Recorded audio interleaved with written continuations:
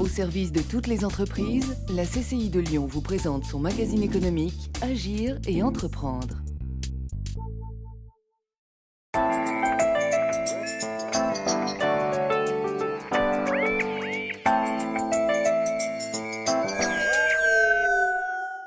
Bonjour à tous et bienvenue dans Agir et entreprendre. Pour ce nouveau numéro, on s'intéresse à l'innovation et au brevet. Ça sert surtout à développer son activité lorsqu'on a une idée innovante ou du moins qu'on organise son entreprise pour pouvoir faire émerger l'innovation. On a plus de chances de se développer économiquement. Aujourd'hui, on constate que l'on peut très bien avoir une attitude beaucoup plus offensive en essayant d'initier des brevets qui permettent aux entreprises de se développer en France et à l'international. 80% des informations scientifiques sont contenues dans les brevets, et cela qu'importe le secteur d'activité. Des cellules d'émission et de réception qui vont avoir une portée de 100 mètres à l'extérieur. Avant, sur le téléso de saxophone, il y avait 2 clés. Maintenant, il n'y a plus qu'une clé. Gros plan sur la propriété industrielle au cœur des projets innovants.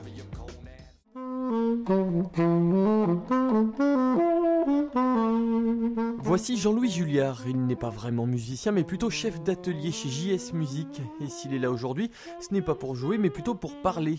Dizzy Sax, une de ses innovations, un saxophone comme le sien, mais pour les plus petits.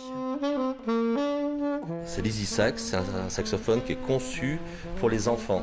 Que les enfants puissent se servir de toutes les notes facilement. C'est du fait maison. Les clés ont été rapprochées et la forme légèrement modifiée. Un instrument unique conçu dans cet atelier.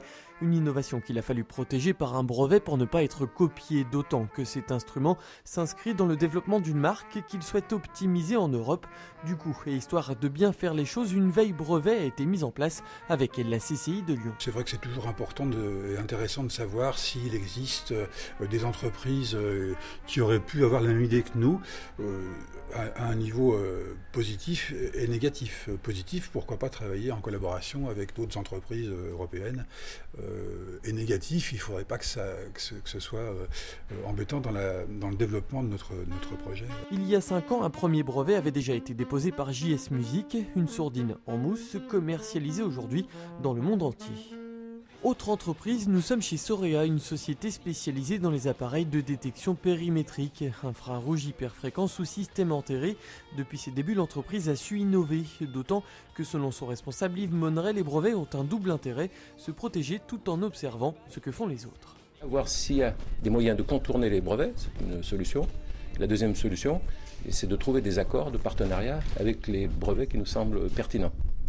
Voilà. Et c'est dans ce domaine-là que la CCI nous a été une aide précieuse. Au final, et avec ces stratégies brevets, les entreprises protègent leurs idées tout en évoluant. Du défensif à l'offensif, il n'y a qu'un pas.